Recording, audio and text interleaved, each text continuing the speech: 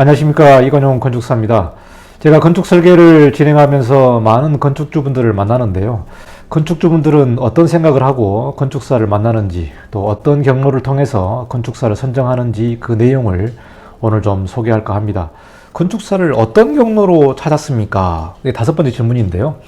건축사를 찾았을 때 인터넷, SNS, 지인 여러 가지 방법이 있는데 어떤 경로로 찾았나요? 라고 물어봤습니다. 이분은요, 인터넷, SNS, 지인 속에도 모든 경로를 통해서 검색해 보았습니다. 상당히 좀 노력이 많이 들어간 그런 사례가 되고요. 여유 있는 기간을 가지고 상담을 해라 라는 부분이 나와 있고요.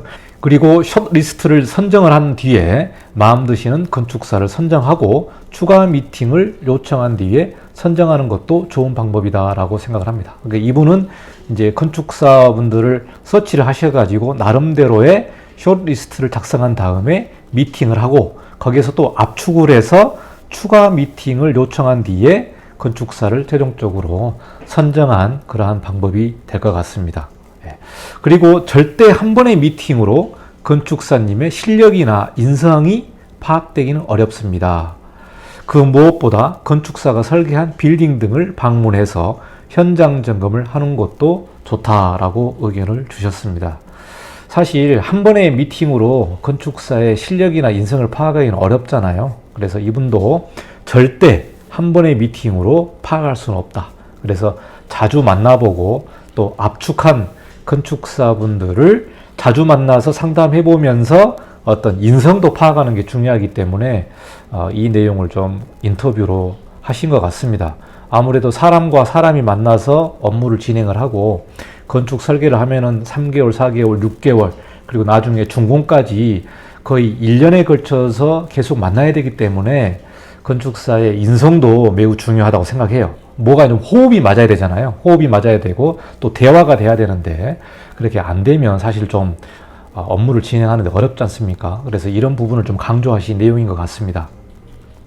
자, 여섯 번째 질문은 건축사를 선정할 때 주요 고려했던 점은 무엇입니까? 라고 물어봤습니다. 거기에 대한 예로 건축사 사무소의 규모라든가 건축사의 인상, 친절도, 건축사의 유사 실적, 건축사의 전문 지식, 설계비 여러 가지 고려사항이 있는데요.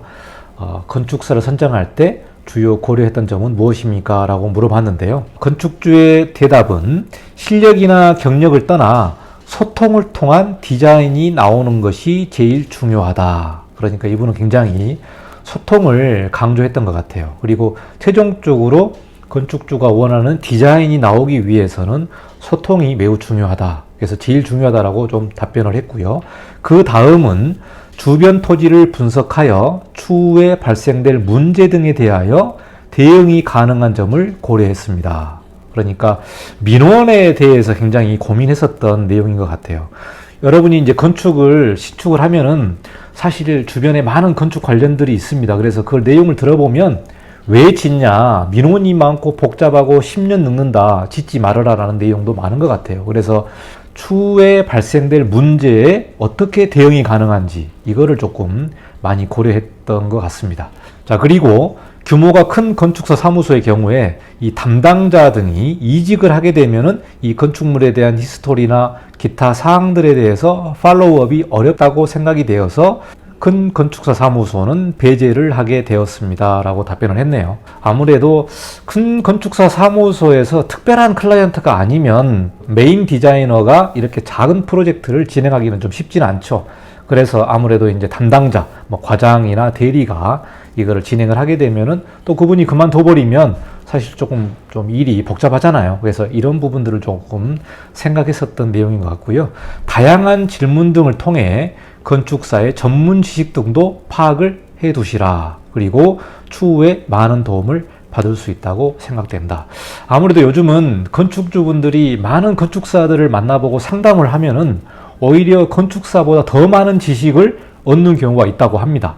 왜 그러냐면은 건축사별로 상담하는 내용이 다 다르기 때문에 12명에서 15명의 건축사를 만났기 때문에 많은 상담과 지식을 얻었을 것 같아요. 그러면서 이 건축 행위를 하는 데 있어서의 이러한 점이 매우 중요하다. 좀 고민해야 될 것 같다라는 것들을 아마 파악하셨을 것 같아요. 그래서 오히려 많은 상담을 하신 분들은 건축사들을 판단할 수 있을 정도의 전문 지식을 습득하는 경우가 있기 때문에 건축사분들이 상당히 분발을 해야 되고 많은 지식을 공부를 해야 됩니다. 그래서 전문 분야에 대한 내용도 일반 분이 상당히 많이 알고 있으니까요. 이런 부분도 좀 유념을 해야 될 걸로 보겠습니다. 자, 여기까지 이건영의 친절한 건축, 건축주의 인터뷰를 소개했습니다. 다음에도 좋은 영상을 통해서 여러분을 만나 뵙도록 하겠습니다. 감사합니다. 이건영이었습니다.